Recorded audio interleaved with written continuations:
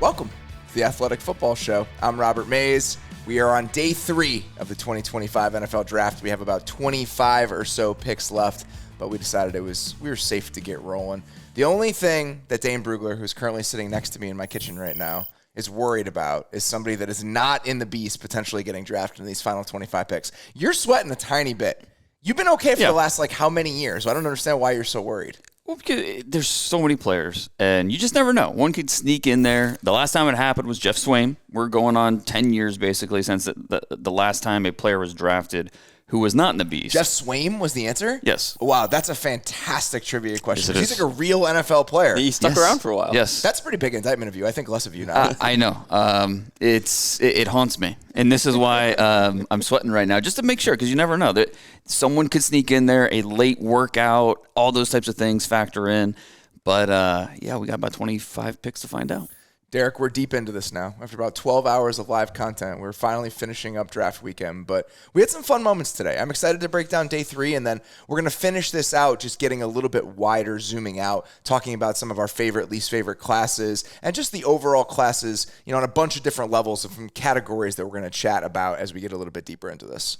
Stuff is a marathon, man. We did a lot of work this weekend, and then I was kind of joking as we were sitting in, and I've always felt this way about day 3.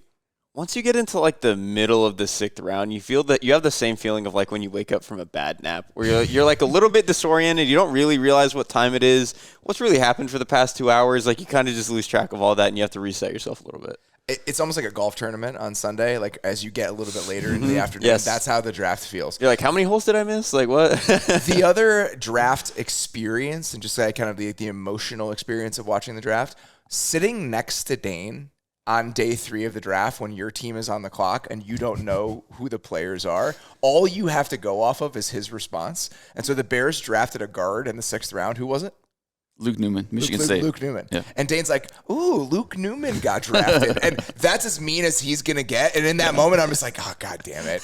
This is clearly not a good thing. And then the linebacker that they took earlier on day 3, Hippolyte, that was another one where that was the first player outside of your top 50 that was drafted. And so your response to that, I'm just like, that's all I have to go of is what Dane thinks and how high he had them rated. He's like the angel of death on day 3 of the draft. He holds your fate in his hands as a fan if you're sitting there next to him. Well, it's always interesting because all these boards are so different and you just never know. And Hippolyte's a great example of a player who 2 months ago, I don't think he gets drafted. I'd be fascinated to hear what the Bears' grade was on him before the pro day, but he blew everyone away at the pro day. 4.42 in the 40 at 240 pounds. That helped him get drafted, but 4th round felt a little rich for that. Bears drafted a lot of fast guys today. It seemed like that was their strategy, but we're not going to worry too much about that. We'll talk about the Bears a little bit later when we're talking about classes overall.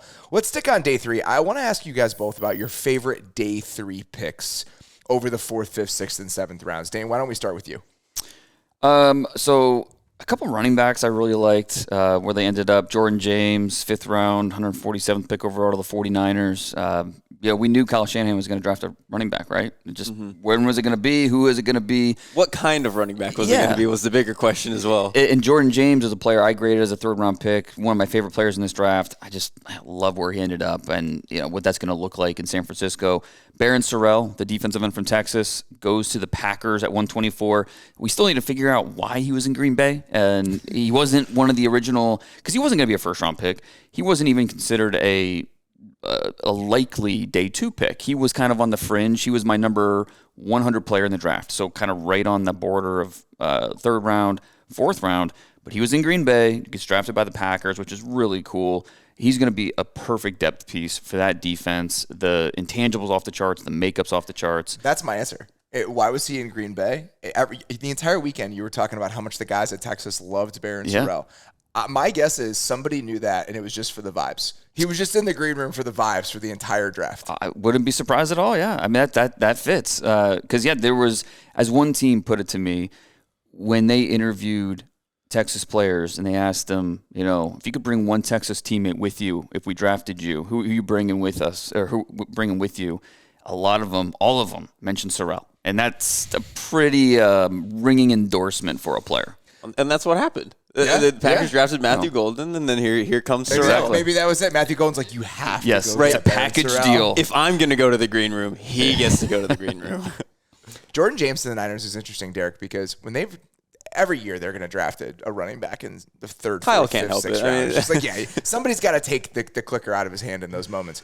But a lot of the guys that they've drafted, Garendo last year, some of those players in previous Joe years. Williams, even like 4 years ago. going back a little bit further, like when they signed Jerick McKinnon, a lot of these backs that they go get, even Tevin Coleman was like this, where he was like a speed demon in Atlanta.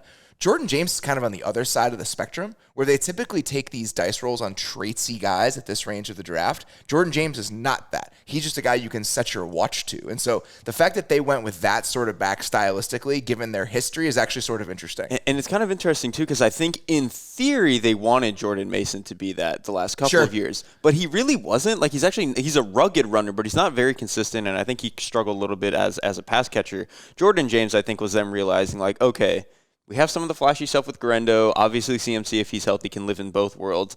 Let's just get a guy who can, if we block 4, he'll get us 4.5, 5. And I think James, I really liked him like you did, Dane. I think he's a really good player. So I think Kyle finally, taking a little bit of a safer bet at the running back position is actually kind of refreshing. We also knew that Kyle was going to draft a quarterback.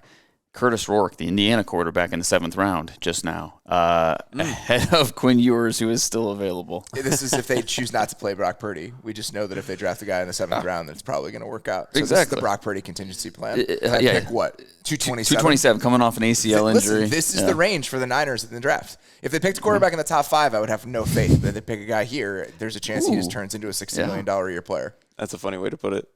You liked Devin Neal to the Saints, Derek. We're talking about just kind of consistent running backs picked on day 3. That was a fit that you appreciated. I loved it. I mean, Neal was a guy I really liked in this process to begin with. Yeah, out of Kansas. Just a really consistent player. He's a rugged runner. He's actually a pretty good pass catcher for a guy who's a little bit of a bigger back. I think he actually has pretty decent hands down the field. And then when I watched him at Kansas, what I appreciated was he was kind of just a problem solver behind the line of scrimmage, and I always appreciate those guys. And so to pair him with a guy like Kamara, who's obviously, he's getting older, but still pretty explosive, still a really good space and pass-catching player, I just think it makes sense for the kind of pairing you want in the backfield. I feel like we all felt that way about Cam Scatterbo going to the Giants. At this range of the draft with Tyrone Tracy, it's like, all right, the top 100 juice for him and people trying to push him up that high. You were never a believer in that, but in the 4th round, that's easy for you to get behind. And especially with that fit with the Giants and that offense, you think about, because you talk to Giants people, they didn't really call running back a top need, but if you followed the 30 visits and all the work the Giants were doing on running backs, you knew they were going to draft one. Probably, and it could have happened in the 3rd round. The fact that they used one of those 3rd round picks to go up in part of the Jackson Dart trade, so that pushed it down a little bit. So in the 4th round to come away with Cam Scatterbo, who is he going to break as many tackles against NFL competition as he did against Big 12 competition? No, but he is a functional back, a good athlete, not a great athlete, a good athlete, helps out in the passing game. I think it complements what they already have really well. CJ West, the defensive tackle from Indiana, going to the Niners was one that I appreciated just because it feels like, and I don't want to take this too wide because early this week, me and Field Yates are going to talk about the messages that teams set in the draft, which is always one of my favorite kind of post-draft shows that we do. I always appreciate, all right, what is the draft telling us? Because before the draft starts, teams can lie, and they like to lie. After the draft is over, the lying is over. We know what they think about themselves, certain positions, the plan that they want to have over the next couple years. And the Niners, with a guy like CJ West and really everything else that they did in this draft, we're bringing physicality back in San Francisco. That's what we're doing this year. And we said that coming in, again, on our lingering question show. It was like, all right, what do the Niners really want to be on defense? Because they could go any direction. And so for them to, bring back Saleh and then get a bunch of these guys who are just punch you in the face players, the Michael Williams, getting Alfred Collins, who's a huge guy, adding another defensive tackle in CJ West. They even drafted a linebacker, Nick Martin, who they've obviously lost a lot of linebacker depth over the last couple of years. So they very obviously realized, okay, when we were a top 3 to 5 defense for that little stretch a few years ago, it was because our front 7 was the best in the league. Right. And so let's try to throw as many darts at that as possible to try to get there again. It was funny because there was a mailbag question we got 2 or 3 weeks ago, Derek. You remember this? A listener asked, what are the best double-ups for a certain position over the last 5 to 10 years where a team double-dipped at a spot and it ended up remaking more than half of their room in a single offseason? And it was a Niners-centric question.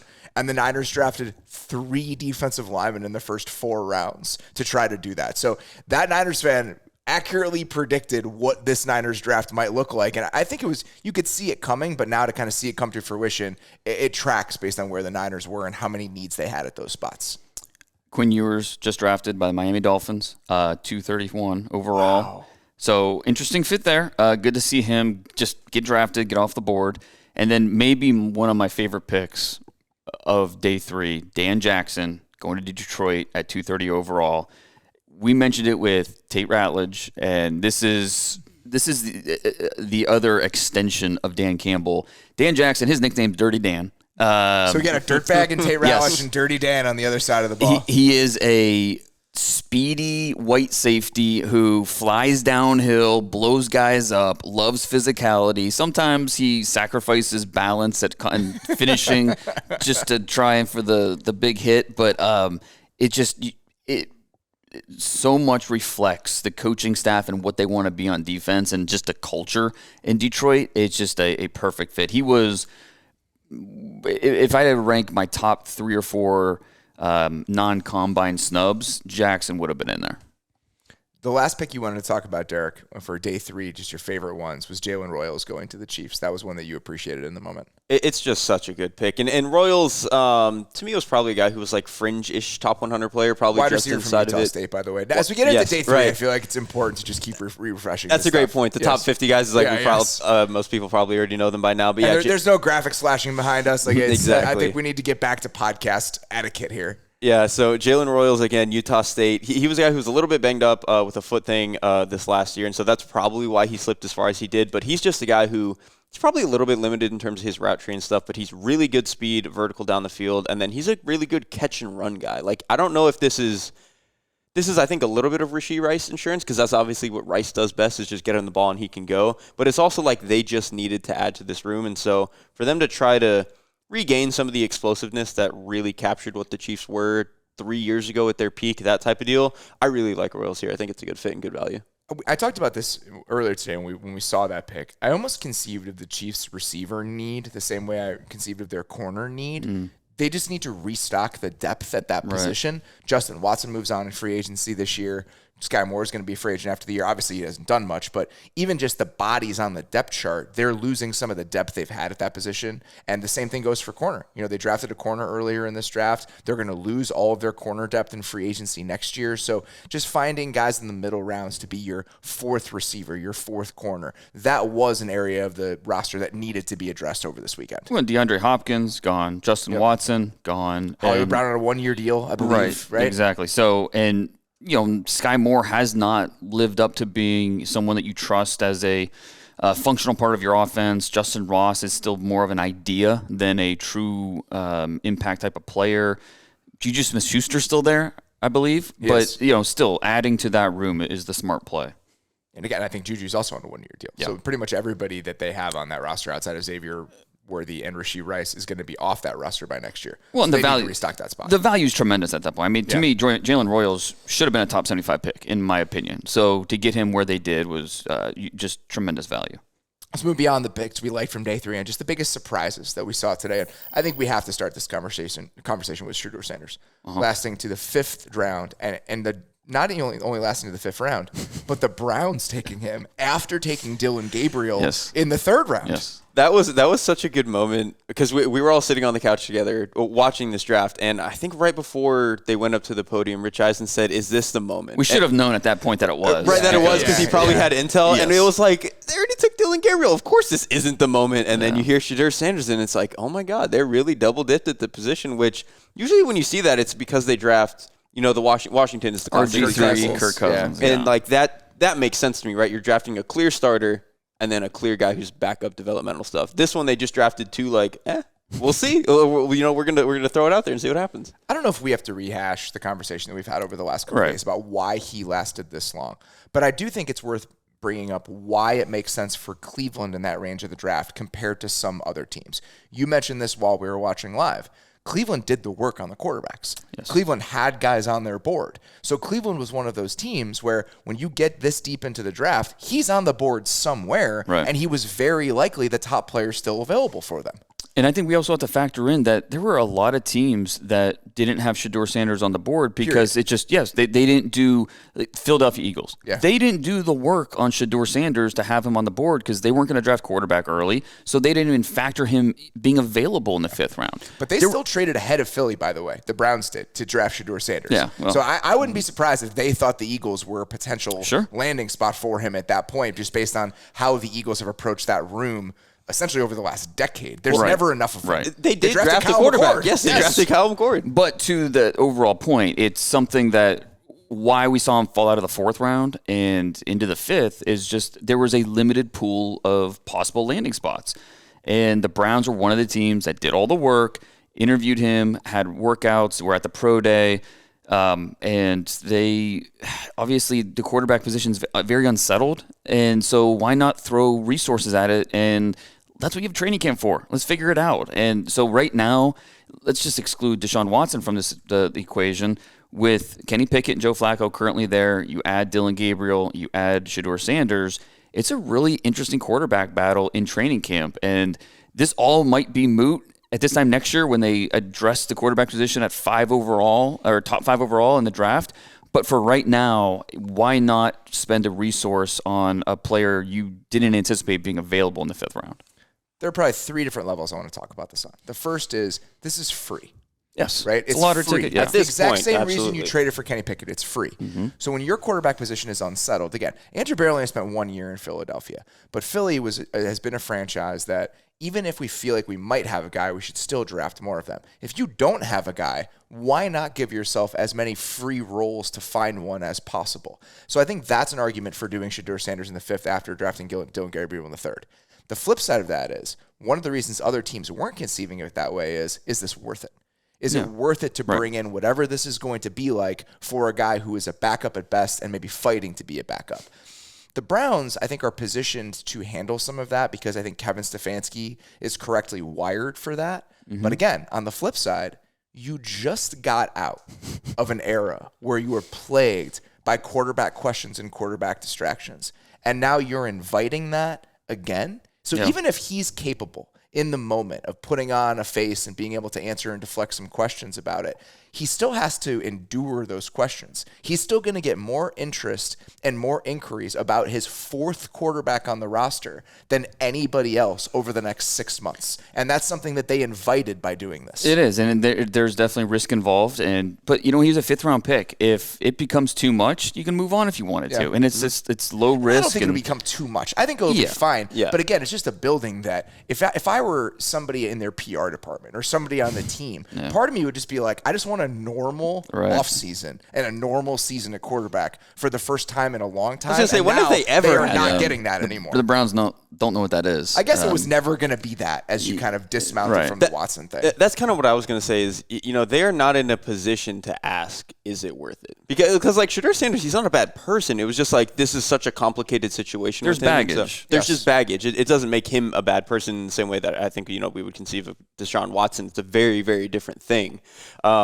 So I just think they were in a position where they don't get to ask, is it worth it? It's just, we should throw young quarterbacks at the position and see who's going to go win the job. I'm looking at the quarterback room now. I'm very curious to see how many games the rookies start. And I don't want to do is it going to be Shedeur for 8 and Dylan Gabriel for 5? Whatever it is. But I'm trying to, I feel like the deeper we get into it, we're going to look at this 3 months from now and be like, Joe Flacco's not starting football games. I just don't think that's. And I don't think they want him to. No, I don't think they want him to. I said this last They're going to give every opportunity for the young guys. That's right. But when I was thinking about the Browns quarterback battle, it was always going to be Kenny Pickett, veteran, whatever quarterback we drafted, snap the pool cue in half. We're having tryouts during training camp. Now there's 2 guys to that, though. Right. So it's the same process. It's just more of a complicated, crowded process than I anticipated. To that point, this is really interesting from the Dylan Gabriel perspective. Yeah. When you last night was, okay, you got drafted, this big moment. I got a real shot. I got a real absolutely. Shot. He might lead the Browns in games started this year at the quarterback position. Now you add in Shedeur to the mix. But I will say, if there's anybody that's equipped to handle this, it's Dylan Gabriel in terms of the way he's wired, the intangible factor.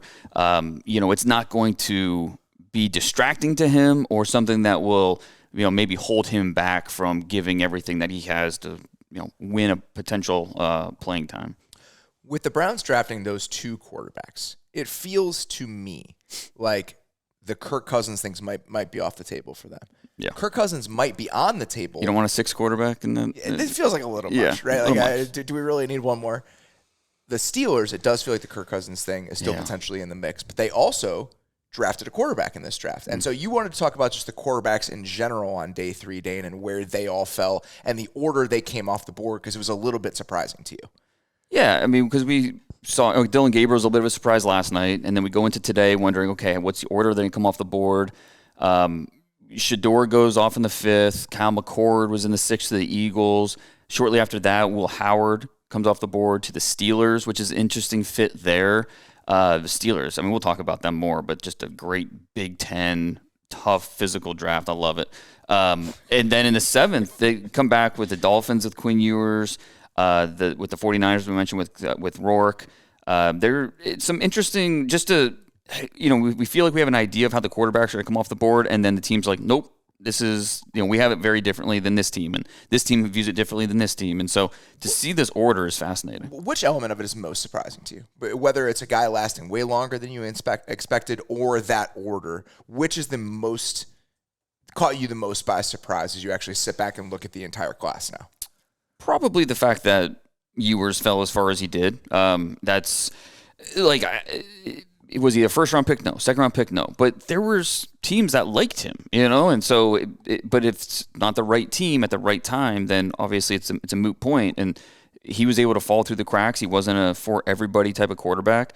Graham Mertz from Florida went ahead of him, Wisconsin transfer who tore his ACL this year. We don't know when we're going to see Graham Mertz. He went ahead of Quinn Ewers. And then it's interesting with the Raiders to draft in a span of 3 picks. They took Montana State's quarterback and North Dakota State's quarterback, 2 FCS quarterbacks.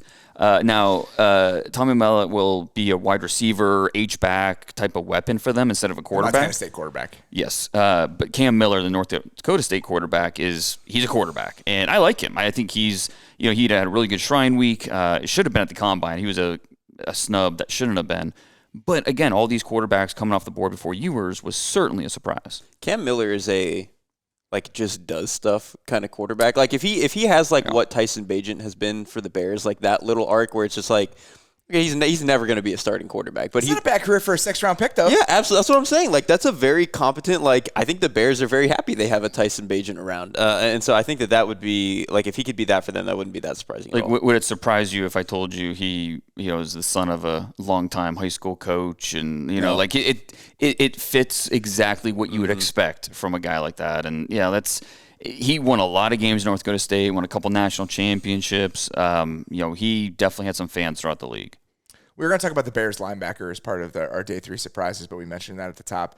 Derrik, not a surprise, but one of your favorite day 3 moments is just Howie continuing his Georgia defensive players bit over there in Philadelphia. He just keeps doing the bit, man. He drafted Smail Mundon, one of the other Georgia backers there. Obviously, when you watch that defense, you attach to C.J. Allen, who's going to be in next year's class, but Mundon was playing next to him, and Mundon's a really good athlete. And I think at this point in the draft, it was maybe, the 5th or 6th round. Like, that is the range where you kind of just take the hyper athletes at that position who are playing at some of these top 5 programs. So he's a little bit of, you're going to need to set him next to a linebacker who a little bit already knows what he's doing and can kind of set the bumper lanes for him and get him running in the right direction, kind of like we've talked about what the dynamic was a little bit between Roquan Smith and Patrick Queen there for a little bit, something like that. But I just love that he keeps acquiring these guys. It's just kind of funny that he keeps doing it. I just wonder how much runway he has left with it. Kirby Smart called Smile Mundon one of the best athletes he's ever seen, which says a lot. Georgia's got a lot of them. Yes. Kirby Smart's seen a lot of good athletes over his career. Former 5-star guy, like highly recruited, banged up, and so maybe he didn't really have the career at Georgia that they expected when he signed. But yeah, he's a good player who could have easily gone on round 3, and it wouldn't have been a surprise. My favorite moment of day 3 is the continuation of the Bears-Bills swap of their 4th and 5th round picks. So I want to talk people through this who maybe don't care or are unaware of it. Last year in the 5th round, the Bears had traded their 5th round pick to the Bills for Ryan Bates. It was the 144th pick in the draft. The Bears got that pick back, traded back into the 5th round to get Austin Booker. As part of that trade, they traded away their 2025 fourth round pick. That was the 109th overall pick. Okay, so the Bills had that as we walked into today. The Bills traded that back to the Bears as part of a deal in the second round. The Bears then traded that pick back to the Bills today, and they took Deion Walker from Kentucky. So over 2 different drafts in the fourth round, the Bears and Bills traded a draft pick back 5 times, including for 2 different veteran players that are now on those teams. I know we've seen those, posts and graphics and stuff of like one pick moving around, 7 different times. I don't think it's ever happened this many times between the same 2 teams. It involves more teams. It's ridiculous. It's absurd. That's like at what point? At what point did they realize they were maybe doing a bit? Because probably by the second time you bring up the pit, it's okay, maybe that's just coincidence. It was the right thing. By the third or fourth time you're moving the same pick, you're like, okay, one of us is pulling each other's chains, and this is getting a little ridiculous. Well, it was funny last night in real time because I'm trying to piece it all together without all the information as we're 5 hours into our live stream, and I was like, the Ryan Bates trade is involved here somehow, but I couldn't remember how. But I was like, wait, there's no way. That was last year's draft, and then when you actually trace it all the way back, it does involve the Ryan Bates trade from a year and a half ago. I mean, it's just good journalism right there. Just the investigation, peeling back the curtain. Yeah, I love it. All right, let's take this a little bit wider and let's just talk about the draft in general. Any other day 3 moments that we wanted to mention? Anything that sticks out to you? Are we going to talk about the Texans trading a future third for Woody Marks? Yeah, okay, we can do that now. Yeah, okay. there's a couple of those trades today. Okay. Well, it's biggest surprise is day 3. That was a big surprise for me. Yeah. To trade a future third to get back into this year's draft, day 3. And I like Woody Marks. I like him a lot. That's a hefty price to pay. Woody Marks is a very good pass catcher. He transferred to USC this past year as kind of be their guy, and he was great. You watch the Michigan tape, you see he's a really productive player. What he does as a pass catcher is really why you do make a move like this. And just it's a little surprising to see him do it, but it's also interesting when we look at the Texans offense and say, okay, is this what they thought they needed? They needed that pass catcher out of the backfield. Just think about how different the entire pass catching room looks like now compared to what it looked like on Thursday at 10 a.m. Right. I mean, now you have both Iowa State receivers. You have a pass catching back. We don't know what's going to happen with Tank Dell. So that's going to look like a very different room this season and next season than it did at the end of last year.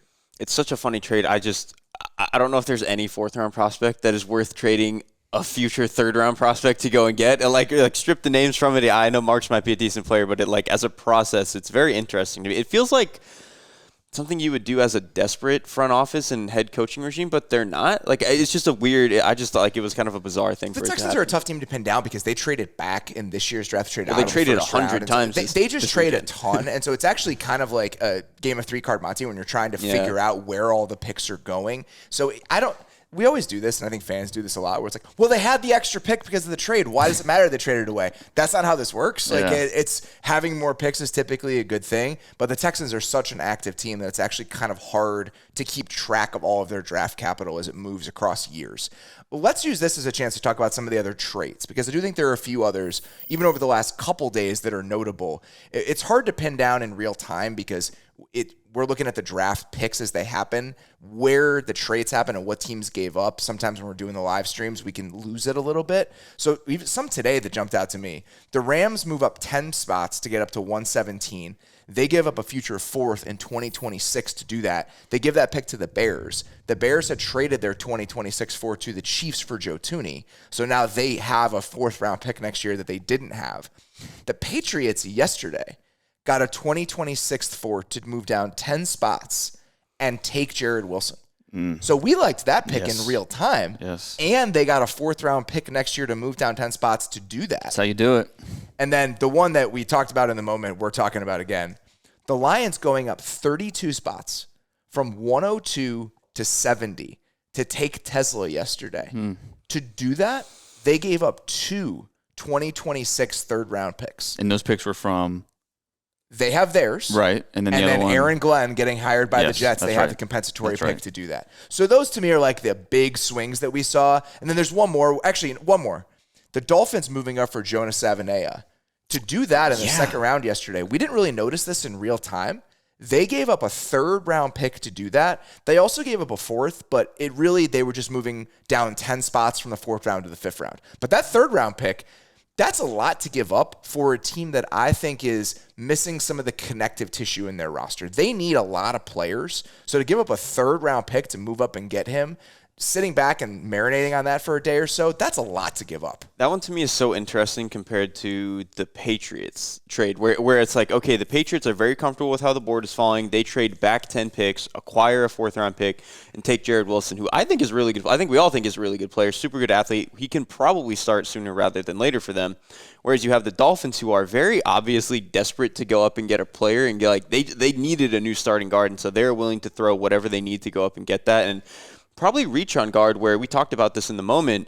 There was kind of a run on a lot of the offensive linemen and interior guys, and I think they felt like, oh, he might be the last one. Like, we're kind of panicking. You need to get a guy. It just kind of speaks to maybe the timeline that both of these teams are on a little bit. Well, and I guess playing devil's advocate, that 3rd-round pick was 98, which is one of the last picks in the 3rd. Sure. So it's almost the 4th, but really. Still, yes. for a team that hasn't made a lot 100%. of picks. It's still a top 100 pick. The Miami Dolphins, if you look at the current makeup of their roster, have fewer rookie contracts on their books than any team in the NFL. Yeah. And as a team that feels like they're in a little bit of a transition moment, giving away any top 100 picks for one single player, that's pretty rich given the current state of the Dolphins in the hierarchy of the NFL and the AFC. At least it was an offensive lineman and they didn't do it for a running back. That's fair. That makes me feel a little bit better Right. given like what the makeup of this team looks like. The fact that they took Kenneth Grant and then an offensive lineman in the 2nd round. We like that in the moment. I just don't think I realized how much they had given up to go up and do that. Fair. All right, let's talk about just our favorite moments from the draft period. Obviously, a load of stuff happened over the last 72 hours. Let's start at the top. When we talk about the 2025 draft 5-10 years from now, the Travis Hunter trade is probably going to be one of the first things we mention. It'll be interesting the tone that we'll take with that, and whether it will be a good thing for the Jags and a bad thing for the Browns, or vice versa, or how history will look back at this. But either way, it'll be one of the first talking points every single time we discuss this draft. It seems like over the years, the Browns have been involved in a lot of these. Julio Jones is the one that really stands out as, they wanted to get the picks. They just didn't do anything with them when they did. And the Falcons, even though they gave a lot, they won that trade with Julio Jones. This time, especially after they drafted 2 quarterbacks this year, we're anticipating the extra pick they got from Jacksonville to be ammo to go get a quarterback in next year's draft. So, but who knows? That pick from Jacksonville could be the 23rd pick overall. It might not be a top 15 pick. It could also be the 8th pick, though. It could. It's the Jaguars. Well could. Very well could. We've said this, Robert. Maybe it can't get worse for the Jaguars. It can always get worse somehow. I think we like a lot of what they've done, but it can always get worse. The Hunter trade is fascinating because for the Browns, I think it was a good idea. You weren't going to take a quarterback here, and Travis Hunter is a fantastic player, but is probably not transformative for like the things that you need as a team right now, like where you're at in your build with all your coaching staff and front office and all that stuff. So I kind of like them going and getting ammo. If they can get a quarterback next year, that makes sense. I also kind of like support it for the Jaguars. Like it's incredibly aggressive, right? But I supported the Will Anderson trade that the Texans did, where it's like, okay, you believe you need to have a cornerstone piece for the way that you are trying to move into a new regime. And it's aggressive. It could go wrong, but I think you need tone setters. You need building block pieces, and Hunter was one of 3 of those in this class. If you were the GM of the Browns, would you have accepted that trade? I mean, again, it depends on how desperate I am. I probably would have accepted it, and then my caveat is I don't think I would have taken Mason Graham at 5, but I probably would have accepted. Who would you have taken? That's an interesting offensive line. Yeah, it probably would have been like Membu. I think I really liked him there. That probably would have been him. I absolutely do. Yeah. I don't. To me, it doesn't matter. I think Will Anderson is even a pass rusher. To me, is different than whatever Travis Hunter's. A mildly undersized corner, or not undersized, but just like a normal size. And even that we talked about him as a receiver prospect. Like he's a special player, but I think Will Anderson is a better edge prospect than Travis Hunter is a receiver prospect. Would you say that's fair? Mm-hmm. Say that again. Will Anderson is a better edge prospect than Travis Hunter is a receiver prospect. That's interesting. I think he was, but I also don't know. I would not. You don't disagree. You don't agree with that. I don't agree. I don't disagree. I think that's interesting. I think it's interesting. Yes. That would make me think, because He's not better than Myles Garrett was as a pass rusher coming out. No. He's not.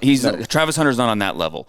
Will Anderson, I think they're comparable tiers. That's fair. Okay, so even still, I think if you're a team like the Browns, similar conversation to the Dolphins, you have an entire era of missed draft picks. You are resetting. You need to restock most of your roster. Yeah. I don't think any non-quarterback, to me, is worth 3 top 40 picks, including a future first-rounder that might end up anywhere. Anywhere. It's a first-year regime. We have absolutely no idea what's going to happen there. So getting a second-round pick, the 5th overall pick, and a future first for any non-quarterback, I'm going to do that. Fair. Especially when I'm in the spot the Browns are in. Yeah. That being said, I don't mind the Jags doing it. It's just one of those trades where I'm like, I'm not going to shit on either side here because I completely understand how they arrive at those decisions independently. I'm sure Browns fans are sweating with this, but I think that sometimes, like, especially for a team in this situation, the pills don't always go down easy, but you got to take them. And that's just where they are right now.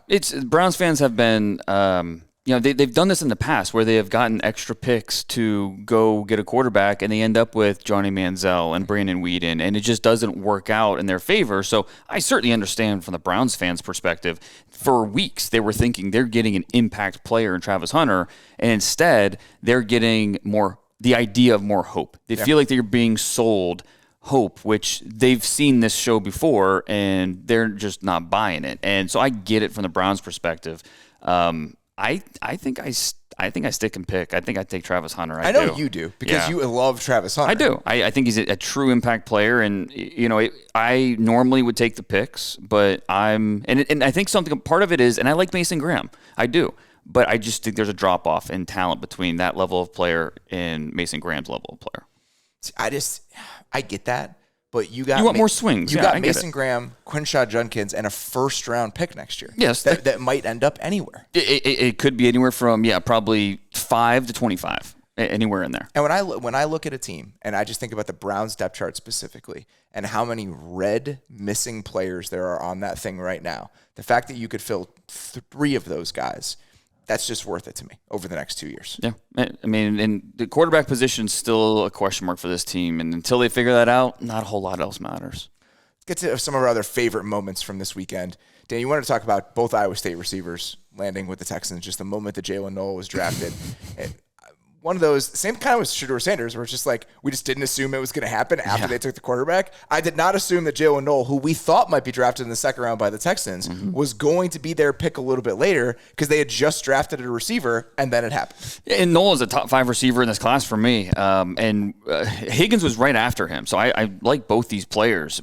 Not surprised Higgins went first. We kind of expected that. The 6'4", 215-pound receiver who runs in the 4.4s. Understand why he went first. But then the drop happened for Noel, which was a little bit surprising to see him fall to the 70s.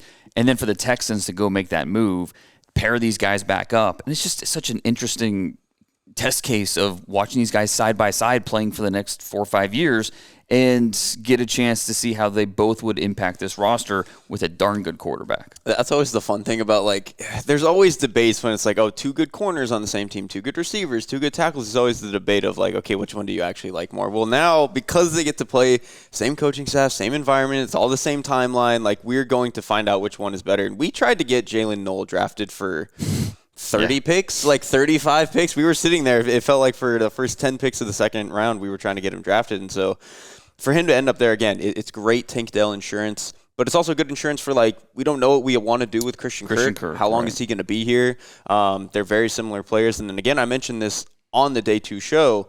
Nick Caley is kind of coming from that Rams world, kind of coming from even some of the old Patriots worlds. Hey, man, you got to block on those teams. And Jalen Noel isn't the biggest guy, so he can't always move people, but he does like to get in the way. And I think that's an admirable trait to have. Very rarely do we have definitive answers to who was better, who was coming out with the Iowa State guys. Because, again, situation is so important. One guy lands in a great situation, one guy lands in a terrible situation. Are you going to have a definitive answer in 4 years about who was the better prospect and who was the better pick? No, there's always going to be some caveats. Now, situation's the same. So we're going to have a very good understanding of who won the Iowa State receiver battle by the time they get to the end of their rookie contracts. These aren't maybe necessarily our favorite moments of the draft, but some of the more memorable moments that I think we absolutely have to talk about. The trades back into the first round for both the Giants and the Falcons, right? So the Jackson Dart trade up, is going to determine how we talk about this regime in New York when it's all said and done, whether that's at the end of this season when the organization has moved on, or if Jackson Dart becomes one of the pieces that ends up helping these guys save their jobs. Yeah, sorry, I got distracted there for a second. The Broncos drafted Caleb Lawner, the tight end from Utah, who my 57th tight end. So he's in there, but that's cutting it close. That was cutting it close. Yeah, my 57th tight end. We'll see how he doesn't have an avatar on the NFL website. Right. That's how you know. Yeah, but look, we knew the Giants were going to make a play for a quarterback. We weren't sure. Could it be Shedeur? Could it be Jalen Milroe? Once we got close to the draft weekend, I think it became pretty clear it was going to be Jackson Dart. Okay, where were they going to trade up into the first round? The cost wasn't prohibitive to do it. So third, right? Yeah, and so to do that and be able to feel like they get their guy, we talked about it on the show, the Josh Allen comparisons, loose comparisons, really being only made because of the connection with Brian Daboll. But that's the type of player that has worked before, and that's the type of player they're going to go with here. Intangible-wise, it's all there. It's just how long, because again, it's not that he can't do some of the things you're going to ask him to do. It's he's unproven doing them. He didn't put it on tape. So who are we to say that he can't get that figured out, at least on a functional level, by Halloween? We don't know. It is a little bit of not a little bit, it's very much a gamble, and one that the Giants felt like they're in position where they have to do it. And so it's just going to be interesting to watch that the Giants' depth chart at quarterback throughout the year, as the wins and losses come and go, how does the picture at quarterback change? I am really trying to be a better and more optimistic person. These two trades were kind of offensive to me for different reasons. Okay, let's just say this, though. I get it. You don't like Jackson Dart as a player. Yeah. The Giants gave up a third this year and a third next year to go get a quarterback. The process is good. Like if you trade is not the problem. If you stripped the name off of it and said team went to get quarterback for this price in the back half of the second round, I'd be like, oh, that's awesome. Like that's the good bet to make. They just took a quarterback that I probably wouldn't have taken in the top 100, which is like, I understand that he was going to go top 50 almost no matter what, but he to me is I just really struggle with guys who come from those offenses for one, Mm-hmm. and then I really struggle with those older prospects who you watch them and it's like, I don't know if I can give you the full playbook right away. Where like the sell for an older guy should be, okay, he's played a lot of games, he's going to be able to walk in. Like I feel that way about Tyler Shuck. He has some other issues that I probably wouldn't have taken him in the first round either, but at least I feel like we can give him a pretty open playbook immediately. Dart, I really struggled with that. And then that really pairs with this regime where I just don't think they're going to get the 2-3 year runway to get the most out of him. And like if this was a fresh regime, I might feel a little bit differently, but that one I struggle with. And then James Pierce, I don't think a useless player by any means, but he's like the Josh Uche, Bryce Huff, like that style of player. I just don't trade a future first for like that kind of player. They obviously loved James Pierce. They wanted to take him earlier. I was going to say, they were going to take him at 15. Jalen Walker was there. All right, let's take the higher player on our board, but let's not give up on going to get the player that we kind of convinced ourselves we were going to take. And look, I give him credit for being aggressive and bold at a position where they needed to be. Now the player was it worth it? That's going to be the kind of the big question mark. There's a lot of red flags with the player, so it's a big bet that is the odds of it working out. I don't love those odds. This is a terrible thing to do as we're like 20 hours into draft coverage here, just because we're having to do it on the spot. Who is the last guy like that? Tall, bendy, a little bit undersized, that truly turned into like a star player. Brian Burns is the first name that comes to mind, right? Brian Burns is a good player, was traded for a second-round pick and got a new contract, and we didn't hate it, right? Like, he's a very good player.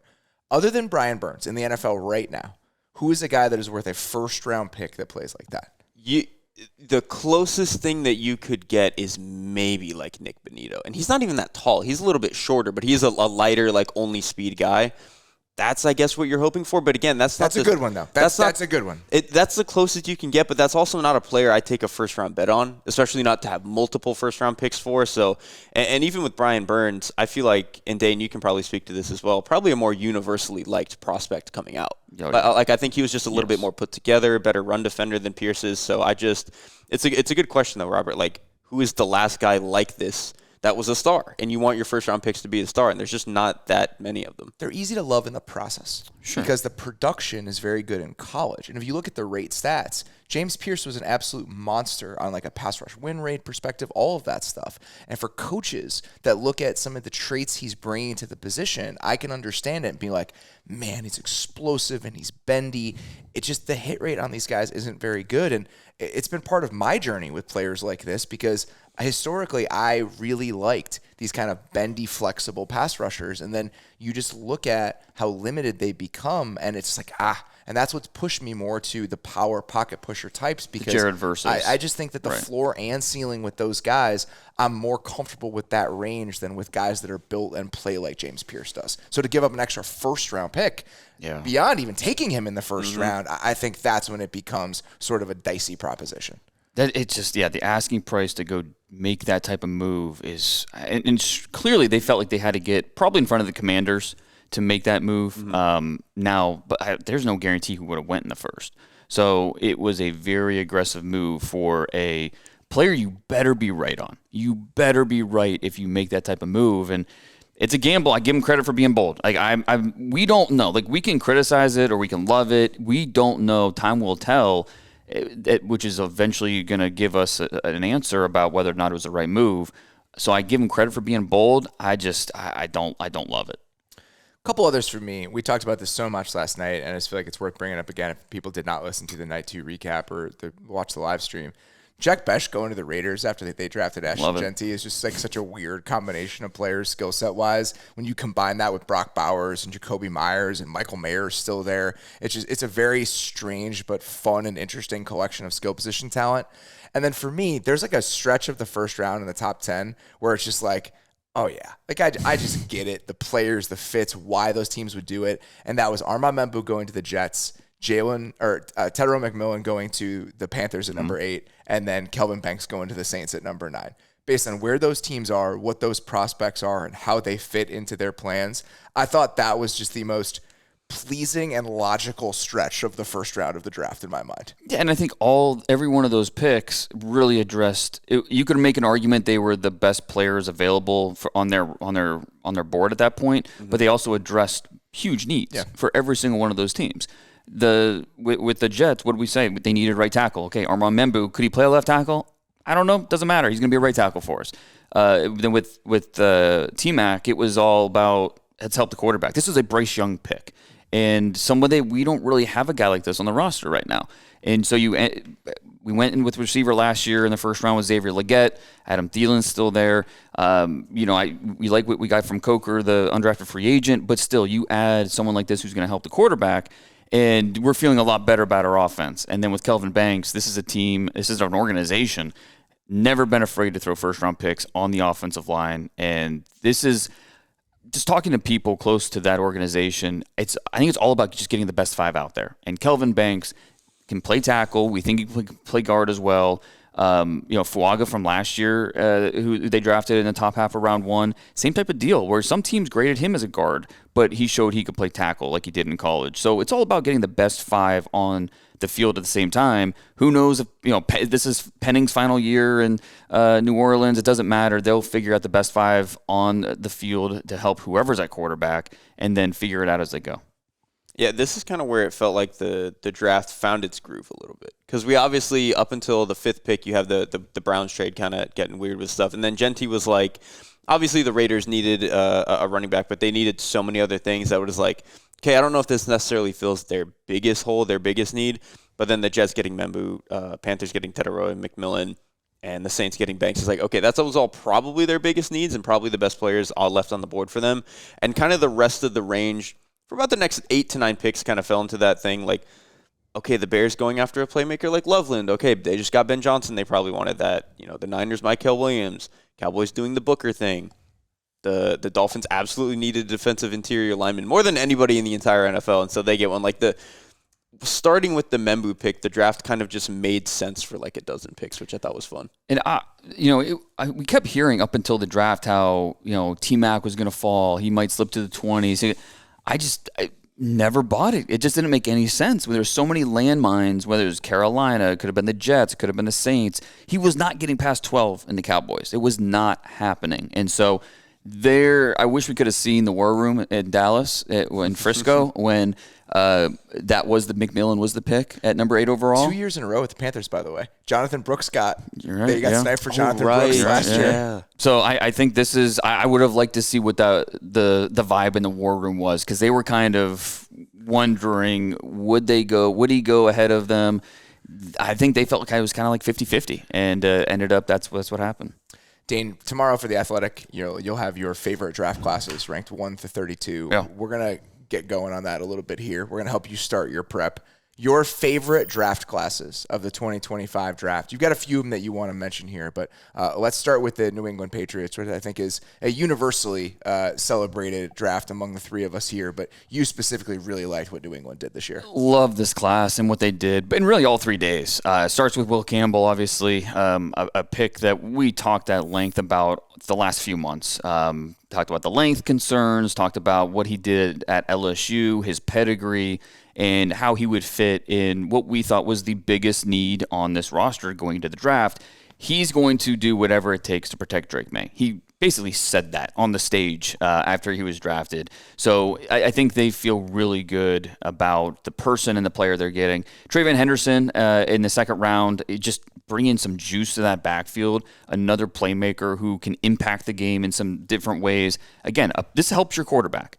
Speaking of helping your quarterback, come back in the third round, getting Kyle Williams from Washington State, smaller player, but speed, and a guy that just is a tough cover. That's what you want. I go back to what he had at North Carolina and Josh Downs. Kyle Williams can be his Josh Downs in New England. That's a lot of fun. And then Jared Wilson at center. You mentioned they traded back, still able to get Jared Wilson, a premier athlete, decent size, probably a center only though. The football IQ is off the charts. The intangibles off the charts. Really like Wilson's ability to come in and compete from day one to make that a battle with Garrett Bradbury at center. And then going to day 3, what they did today with Craig Woodson, Joshua Farmer, Braden Swinson. They did a really good job addressing needs on defense. It was all offense on the first 2 days in the top 100. And then on day 3, it's like, all right, Mike Vrabel's defense, what do we want? Let's get a safety with Craig Woodson, big defensive tackle, be part of a rotation, Joshua Farmer, and then an edge rusher with Braden Swinson. They also threw a kicker in there too. But, it was really those first 6 or 7 picks that stood out. Derrik, you also love the Patriots haul over the last few days, but the Chiefs were the first team that you wanted to mention. What about the Chiefs draft over this weekend stood out to you? Yeah, I mean, they still obviously needed a left tackle. Like, they go out and sign a guy like Jalen Moore, and I think that was just insurance of, like, if we can't get our tackle in the draft. And now they've got 31. Right, you knows? assume you just don't know who's going to be there. And Simmons falls a little bit because some of the health stuff. But if he can be healthy, Simmons was, I think you could make a case, probably a top 15 talent in this draft. Like, I think he would have been really good, incredibly strong, really good mover, already. Probably needs a little bit of work still, but like I think you saw him get better the more he played at Ohio State. So he's a guy that I think could be their starting left tackle pretty much as soon as he's fully ready to go health-wise. And then I just liked a lot of the other stuff that they did, like Ashton Gelati in the third round. We joked earlier, at least on the live show, he's like a slightly worse Karlaftis, which is the player that they like, and it's obviously a scheme fit for them. Noel Williams, the corner out of California, I think he's done really well. Jalen Royals, we actually already talked about it a little bit, the wide receiver from Utah State. Jeffrey Bassa, the linebacker out of Oregon, I like him. He was top 100 for me, yeah. Yeah, not the greatest mover, right? But you just see the way that he'll take on blocks, the way that he's able to put his nose in there and get dirty. I just think in the 5th round, that's the exact type of player that you want. And then Brashard Smith in the 7th round is like an interesting former receiver convert. He's going to play running back for them. So for them to add a guy who can, that was a very plodding running back room recently. And so for them to get a guy who's a little bit more explosive, I think is nice. I really liked what the Cardinals did. We talked about that at length last night. I just feel like the entire approach they've had this offseason based on what that defense looked like last year and what they needed to add to that defense. Getting Walter Nolan in the first round, I think, makes total sense. a high upside guy. We could talk about him in the top 10 or at the back hat right after the top 10 with maybe 11 to the Niners. That would have surprised no one. He's a guy with real flashes. They get Will Johnson in the second round, and even if there are reasons why Will Johnson fell, I don't want to fall victim to the thing we always do where a guy that we had seen as a top 15, top 20 prospect falling, that's automatically a good pick. But for Arizona specifically and what they need and what type of defense they run, they needed another outside corner. So I think that makes a ton of sense. Jordan Birch is an explosive piece to add to that rotation. They're just adding a lot of potential difference makers on their defensive line. And then Cody Simon, the linebacker from Ohio State, is an off-ball guy who had 7 sacks last year. Just think about how the Cardinals play. I mean, they love to blitz. They love using their off-ball linebackers as pass rushers. So I think everything they did in those first 4 rounds, combined with how they approached free agency, I can understand the path that the Cardinals are trying to cut with that defense.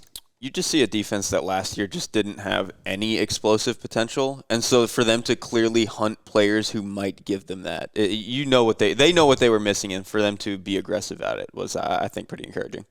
You alluded to this a little bit earlier today, Dane, but the Steelers and just the Big Ten haul and just what they were trying to seek out in terms of the makeup of this class. What stood out to you about the Steelers draft?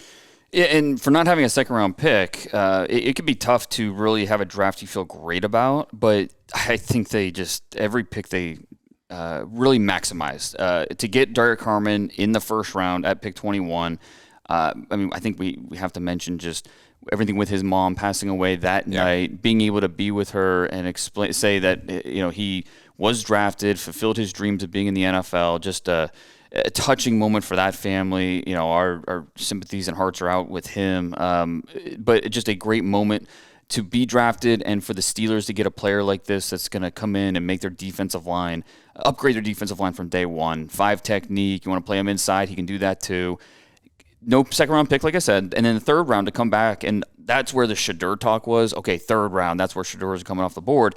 No, they go Caleb Johnson, the zone runner from Iowa who fits that scheme. Think about with Arthur Smith and the way he will use Caleb Johnson's pretty exciting. And then on day 3, they continued the Big Ten theme. Jack Sawyer in the round 4 came back and got his teammate Will Howard. 2 picks later in the 6th, also added Yahweh Black, the defensive tackle, big defensive tackle from Iowa. So 2 Hawkeyes, 2 Buckeyes, and then gave him a shout out in the 7th round. Carson Bruner, linebacker from Washington. His dad, Mark Bruner, longtime area scout for the Pittsburgh Steelers. Longtime tight end in the league, and then became a scout, and just a really cool moment for that family. We saw that 2 years ago when Deuce Vaughn was drafted by the Cowboys. His dad being an assistant on that coaching staff. Now we see it in Pittsburgh, and honestly, it's a cool story. But Bruner's a good player as well. He should have been drafted, and so to get him here in the 7th round makes sense. And again, another Big Ten player. The Jets draft is one that jumped out to you, Derrik. Should not be surprising, considering your affinity for Aaron Glenn and just his overall football sensibilities. What about the Jets' approach to this weekend do you think suits them well and kind of sets them up well in year 1 of this new regime? I mean, their first 3 picks were some of my favorite first 3 picks of any team. Like getting Armand Membu, who I think to me was actually probably my favorite tackle in the class. And then again, you don't have to have the debate of like, can he really play left tackle for us? Well, he's going to play right tackle for you no matter what, because obviously you have Olu Fashanu playing left. Mason Taylor to me is, again, I just think if he gets anywhere from 450 to 600 receiving yards for the next 8 years, I don't think I'll be surprised. Just a very consistent style of tight end that I like, great hands. Azaria Thomas is... Dane, you put in your draft guide, his comp was kind of Carlton Davis. Yeah. And Carlton Davis obviously played last year for the Lions and Aaron Glenn, and he was one of those pieces that really elevated them to being a really, really good defense, and I'm assuming Glenn saw some of that in them. And then the last guy, they drafted a few more guys, but the last one I found really interesting was Malachi Moore, the safety out of Alabama. He was a guy who, when you watched him early in his career, in Alabama, it was like, oh man, he looks like the next one, like the next Alabama DB who's going to be a problem. And kind of tapered off a little bit later in his career. Obviously, the coaching change, his final year there. But with Glenn's ability to so consistently get the most out of his defensive backs, I wonder if he can start to, again, look like the player he looked like early in his Alabama career, where he looked like a pretty difference-making player. Quick update on who's being drafted. We have our first long snapper off the board. Oh man, my heart stopped for a second there. Listen, that is he is in the beast. My number 5 long snapper from Vanderbilt. How many did you have? 10. My top 10 long snappers. So he was my number 5 long snapper in there. Just talk me through this for a second. Yes. What is the scenario in which you're grinding the long snapper tape? Like, when does that happen in the process? Like, is that something you early? Is it something you do last? Yes, last. Specialist, I do last. And I rely on like input from specialist coaches in the NFL. They have a specialized combine just for the specialist where a lot of these guys go to and do workouts and stuff. So you don't go to that? Well, it's going on simultaneously as the combine's going on. It's kind of like You just don't want it bad enough. We're gonna have to clone you. No, it's in Indianapolis. It's like it's going on. It's kind of in conjunction with it, but it's separate. It's kind of a weird thing. It's kind of new. Something new they're experimenting with. But yeah, I'm just happy he was in there. So that makes, as a former long snapper, yeah, long snapper getting drafted yes. in the NFL draft, that warms my heart. Bill Belichick is smiling as well. It's the New England Patriots that made the pick. So they have a lot of picks in this draft. They have Mr. Irrelevant too coming up in 3 picks. Fadil Diggs, the defensive end from Syracuse, who I know you. I like Fadil Diggs. I think Fadil Diggs has got a little bit of something to him. He tested pretty well. Which tape was it that I was watching where he really jumped out? Probably Cam Ward. Against Cam Ward, yes, right? It was against Miami. Uh-huh. That's right. Well, he had a really big game against that Miami left tackle where I was just trying to watch Cam Ward, and I was like, who is this edge player for Syracuse? And was a guy worth drafting. That's the best time to find a player is when you're watching somebody else, but it's this other guy that keeps flashing and said, all right, there's something there. I was really impressed with him. He got explosion, burst. Like, he's somebody that I think could have a role in the NFL. Yeah, former Texas A&M pass rusher transferred to Syracuse this past year and had a pretty good year. My next one here, I really like with the Bucs. Oh, excuse me. One more thing. Safety-wise, Malachi Moore. Safety quietly in need for the Jets. Yeah. Even after signing Andre Sisco. It was not good last year. Tony Adams and Andre Sisco will be free agents after this year. So depth for now and maybe a starter a little bit deeper into the future. And he can kind of play the nickel a little bit if he needs to. He did that a little bit in college. So again, not surprised to see the Jets address safety, and pretty good track record with Aaron Glenn and mid-round safeties with what he did with Kirby Joseph over there in Detroit. My other one that I want to talk about, I really like what the Bucs did. This is just a consistent theme. Derrik, we asked her a question the other day about the teams we felt the best about when they were on the board, and just front offices that I believe in their approach over the last 3, 4, 5 years. We don't talk about the Bucs in that enough. They've done such a good job of constructing that roster, remaking that roster, these little subtle pivots and evolutions. I really trust their process when it comes to how they want to build this thing. And you look at what they did. We thought that they would address defense, edge and corner. They did that. They got Benjamin Morrison and Jacob Parrish in the 2nd and 3rd round. You said it last night, Dane. You thought they could have taken Jacob Parrish, the corner from Kansas State, in the 2nd round when they took Benjamin Morrison. To get him in the 3rd, you like that. David Walker, the edge from Central Arkansas, is just such an interesting prospect, right? Yeah. Was absolutely dominant at his level of football. His build, short, squatty. He's 6 foot, 240, but really he's explosive. He's a good athlete. So he's an intriguing guy. Like, they needed to get edge somewhere along the way. I think like Elvis Doomerville. And we were talking yesterday, me and Derrik, about player archetypes that we have a soft spot for. Like, sawed-off edge rushers are my guys. Yeah. Like, as somebody who Dwight Freeney, Elvis Doomerville was the name I actually said. Like, I like players like that. And so they did it at some point. They got David Walker in the 4th round. And then them pairing that with just taking a good player in Emeka Egbuka in the 1st round, this is a very Bucs draft to me, and I say that in a good way. I also want to shout out Elijah Roberts, who they drafted in the 5th, who's just a really good defensive lineman out of SMU, and then Tez Johnson in the 7th round, who their second receiver in this draft, only 150 pounds. Like, he is a small player, but he plays big, and we don't have many guys in the NFL that look like this, and I think that scared off a lot of teams. But just watching him play, I mean, he's a natural catcher of the football. He's hard to cover. So, yeah, he's small, but guys have a hard time getting hands on him. So I'm just interested to see Tez Johnson get more of a chance in the NFL. 2 more that you wanted to mention here, Dane. You also really liked what the Browns and the Seahawks did this weekend. Yeah, I mean, we have to mention the Browns, right? Especially for the Shedeur stuff. As much as I was not a believer in Shedeur Sanders when we talked about him as a top 5 pick and all of that. Look, they got him in the 5th round, and we addressed it at the top. It's a free pick, as you said. You know, it makes sense for this team, even if they already did draft a quarterback. Why not throw as many resources as you can and see what happens? I really like what they did on day 2, coming with Carson Schwessinger at 33. This is a linebacker. It's just easy to appreciate. He's fast. The read reacts exceptional. So it's just easy player to like. Quinshon Judkins fits that backfield perfectly, pairing him with Ford. But they also came back on day 3 and took Dylan Sampson in the 4th round out of Tennessee, who is that Jerome Ford type of running back. So they're adding some more firepower to that offensive backfield. And it was just for a team that we thought was going to go offense heavy early. Their first 2 picks were defense, but then after that it was a lot of offense with Judkins, and then coming back with Harold Fannin in the 3rd. Dylan Sampson, and then the 2 quarterbacks. So it's just a really interesting class that, like, if you would have last week, if you would have told me these are the players they ended up with, I would have been just Mason Graham and Shedeur Sanders and and Dylan Gabriel. It just would not really have made sense unless it played out the way it did. The Browns made 5 picks in the top 100 in this draft. They had 4 picks in the top 100 combined in the last 2 drafts. That's preposterous. It explains a lot where the roster is the way it is. And that brings me back to what I was saying earlier. Sure. Like, they made 4 picks in the top 100 combined in the 2 previous drafts, and they had 5 today, and they have an extra first-round pick next year.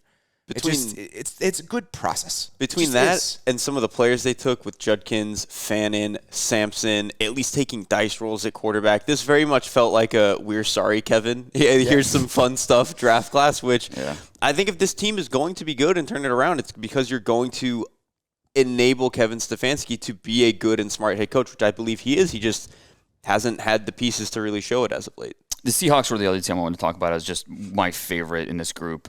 Gray Zabel, it felt like chalk, but that's exactly what they needed. Put him in at one of the guard spots. Maybe he's the long-term center. We'll see how that plays out, but he upgrades your interior offensive line.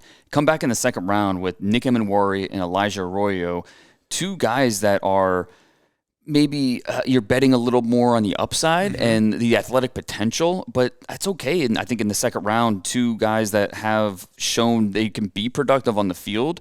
I mean, Nick Emenwari, as a freshman, he had over 80 tackles. And so he was a guy that was impacting the game in a big way the last 3 years. Going to give them that Cam Chancellor vibe back in Seattle and bring some. You guys didn't hear this because did you guys hear Michael Shawn talking about this yesterday? Did you Yes. guys hear that? Yes. He said that Cam Chancellor reached out to Emenwari because they had the same The same position coach. coach. Yes. Yeah, which I absolutely love that. Yeah. That is phenomenal. And then to come back here on day 3, well, I mentioned Jalen Milroe too in the 3rd. Like, that's take a chance on a guy like this. And then they didn't have a 4th round pick, but then in the 5th they had 3 5s. Riley Mills and then Torrey Horton. Like, to get those 2 guys in the 5th round, love that fit. You upgrade your defensive line. Mills coming off an injury. If the knee was healthy, he would have gone maybe top 100. Torrey Horton, same thing. If the knee's healthy, he goes top 100. And so you're getting a little bit of a discount on 2 medical guys.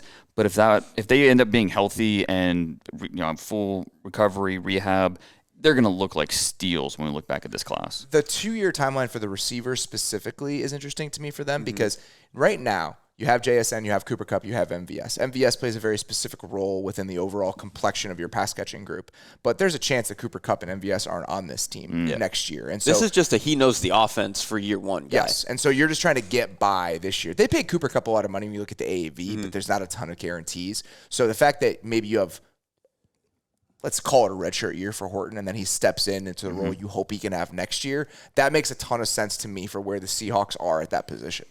They also drafted Bryce Cabledew from Kansas, who we talked about with DJ on our favorite prospects podcast. So, yeah, I thought the Seahawks really did a nice job. Damian Martinez in the 7th round. I like that one a lot. Yeah, so I think they had a lot of picks, but I thought they maximized them pretty well. Jalen Milroe, worthwhile swing. Yes. It would have been a worthwhile swing the round before, truthfully. For them to get him at 93, I think is absolutely worth it. All right, let's talk about some classes that we're not all the way in on. We like some of it, but maybe 1 or 2 picks gave us a little bit of pause. The Lions, Dane, were the team that jumped out to you here. Just the mixed emotion classes that we have from this year's group. Yeah, and I think some fans were a little on edge about the Tyleik Williams pick in the 1st round. I really liked it. I'm a big Tyleik Williams fan, and it fits the Lions perfectly and Dan Campbell and what they want to be. Loved what they did in round 2 with Tate Ratledge. Fits exactly what the Lions are, and it's an upgrade on the offensive line. But in the third round, what they gave up to go up and get more of an idea, more of a traits player, and Isaac Tesla, someone that you thought you could probably wait and get. I mean, obviously they thought they couldn't. They had to go get him there. But still, that felt like a reach in my opinion. But then you come back on day 3 and get Miles Frazier, one of the most competitive dudes in this class, another guard to add to the mix, and then Dirty Dan Jackson out of Georgia. Just another perfect fit for what this team wants to be. So I think they identified a lot of Lions players, and they went after him and got him. Tesla's really the only one that's kind of like, It's the one question mark. This is why the category exists. Yes, exactly. It's like you did so many good things, and then it's like you traded extra third-round picks for that guy? For the guy who's like wasn't all that productive, probably wasn't going to go this high on a lot of other boards. So it's just, again, a very good class, but you have that one thing that gives you the hang-up of this is why it wasn't in our favorite classes. Who's your answer to that? The one class where there's a couple hang-ups for you, the yeah buts. I mean, there were a few. I think the one that I kept pointing to was the Bengals. Like, I love the idea of going and getting a bunch of defensive players, right? But for one, I wasn't as high on Shamar Stewart. Obviously, the physical tools are incredible, but I just saw a player who I think is going to struggle to bend and kind of decelerate the way that he needs to be a top-end pass rusher. Demetrius Knight in the second round as a linebacker, that was probably aggressive in terms of compared to where he was on the consensus board. And I understand he's a good athlete, and this wasn't a linebacker class that had a lot of those, so maybe they just thought they needed to go get one really early in the draft. So that one gave me some iffy stuff. But then right after that, you draft Dylan Fairchild, who was like, this offensive line, one, needed interior players very badly, but also they needed kick-ass interior players very badly, and that's all Dylan Fairchild is. And so he's the player who you could see him kind of revamping what they are a little bit along the offensive line, so I love that. But then just again, Barrett Carter is kind of iffy for me. I love that in the 5th round they're going and attacking guard again with Jalen Rivers out of Miami. They doubled up at linebacker and guard, and they should have. They have 6 picks though in this draft, only 6. So for 4 of them to be used at only 2 positions is fascinating. Mm-hmm. Now maybe they see because Jalen Rivers, he's better at guard in my opinion. He did play some tackle. Maybe they think he can. Maybe they think he can play a little bit outside. But it is just fascinating that they went in those 2 positions. Left guard, right guard, I think are both needs for this Bengals team. They absolutely are. The Bears is one for me. I think it's 2 guys that really stick out to me. Colson Lovin, I get it. Not strong feelings. You talked yourself into that one. Yeah, that one I talked myself into. To me, the Bears draft, as I sit there and do the Larry David meme, it's Luther Burden on one side and Shamar Turner on the other side. We talked about this. We're kind of 3 different flavors of the Luther Burden pick. Yeah. Derrik hates it. Yeah. Dane likes Luther Burden. Yeah. Especially at that point. I just don't know what to make of it. And when we were talking it out today, I got it where it's just there's so much turnover in the league and just, all right, maybe it doesn't fit receiver-wise. Maybe it doesn't. We didn't totally track this, and immediately it's hard to understand how it's all going to fit together. But maybe they thought he was such a good player that it's it doesn't matter. If he's a top 20, 15 player on our board, we have to do this, even if we have a couple of receivers. That part is fine. But so that one just is a little bit murkier. The Shamar Turner thing, those are the types of players that they needed. And then you got Trapio in the second round. It's I guess I kind of get that as insurance, but I was hoping they had enough offensive tackle insurance. So that one's a mixed bag for me. The Packers, again, it's just kind of 2 players. Matthew Golden, totally get it. Love what Matthew Golden brings to that offense. Him wearing 22, I have real doubts. That's pretty offensive. That to me is Rashid Shaheed is a nice player. It's really hard. Rashid Shaheed has succeeded as an NFL player in spite of him wearing number 22. It's cool because he's a guy who comes out of nowhere. He's a clear role player, all this stuff. You don't get to wear 22 when you're the 1st round pick when they drafted you in your city. And 12 is available. He could have had 12 if he wanted it. And to go with 22, that's a character concern for me. That's a situation where that would be a red flag if I were scouting players. So that one, I love Matthew Golden as a player. Then I do think they need the skill set. And then they draft Savion Williams. Yeah. And it's just I just don't know what to do with this. Yeah. There's a lot of mixed things happening in terms of how I'm reading all of this. So that was one. And then the Giants are another one. I loved pretty much everything the Giants did, and then the move up for Jackson Dart, it's I don't know if I love that. I just don't know if I love Jackson Dart enough to justify this, even if the price was right. All the other picks make so much sense. Obviously, Abdul Carter is Abdul Carter. Darius Alexander at the top of the 3rd round, okay, not the sexiest prospect, but he makes sense. Cam Scadaboo in the 4th round. Marcus Bowe. taking him in the 5th round. This is a team that needs to continually throw stuff at the offensive line. Greg Van Roten is a stopgap at right guard. Exactly. Like they needed a dice roll there. Scatterboo, I think, fits well with Tyron Tracy. We talked about that. And Darius Alexander, they need a defensive They tackle. needed juice up there. Needed Next to somebody Dexter. next to Dexter Absolutely. Lawrence. Yes. Both next to him and behind. Like, they just needed bodies Any and other depth. place. And, no doubt. And I kind of like what they did in the 7th with Kobe Black. 4.3 speed, non-combine guy. But, yeah, there's a lot to like about him. And then the Falcons are another one. Getting Jalen Walker at 15, it's just like, great, love that. Totally makes sense. And then they go do what they did with James Pierce. It's like we're having to hold two things simultaneously with a lot of these teams and a lot of these drafts. So Mr. Irrelevant was just made. My 127th corner. Wow. Kobe Minor from Memphis. How many corners did you have? 200 some. Oh, okay. So you were pretty close. Yeah. Congratulations. Yes, we did it. Well done. You did it again. We did it again. The fact that it's Jeff Swaim is just... if it were some guy who'd never stuck in the league, that would probably be easier than a guy like Jeff Swaim who... How many years did Jeff Swaim play in the league? I mean, he was a third tight end for a decade, maybe, dude. But he was never more than probably a third, he was always just he was a guy. enough to float around for a lot of years because it was in the Played Cowboys. 10 years in the NFL. It was Cowboys in Jacksonville, right? Yeah. And then Tennessee. He was in Tennessee. Like he bounced around a lot. So that is a tough one. I feel you on that one. But yeah, like that was a decade ago. So we're on a hot streak. We're on a heater. Another year, we're good. Oof, that was close. One other category I wanted to throw out, just because I felt like it was a fun way to talk about some of these teams.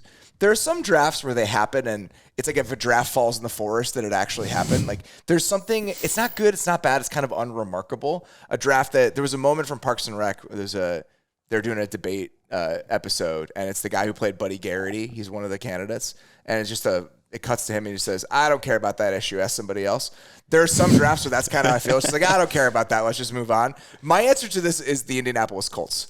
And I think part of that is because we just expected them to draft a tight end in the first round. Yes. And so when you see Tyler Warren going 14 to the Colts, it's almost like you're just looking at a mock draft. Like it doesn't feel like real nothing, life. It's not new nothing information. Changes. Yes. Like there's nothing firing in my brain when I see that. And then even like JT Tuamalo in the second round, solid player, get it. There are other edge players who are potentially going to be free agents. He'll just replace Taekwon Lewis, another former Ohio State defensive end. Exactly they have 5 perfectly fine defensive ends, and he's another one. Okay. And JD Giddens in the 5th round. It's like all of this stuff where it's not a criticism. It's just kind of like I'm unmoved. Riley Leonard, who is kind of Daniel Jones. That's exactly right. So that's kind of how I feel about this Colts draft. Were there any of those for you guys where, again, it's not good, it's not bad, it's just kind of like it exists, and that's how I process this?